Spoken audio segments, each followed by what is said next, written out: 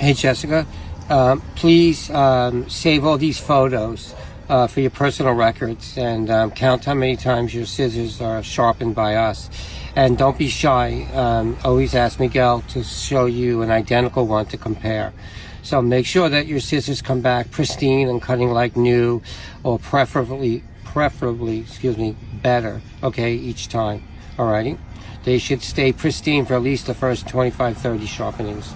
Hold us to it, alright?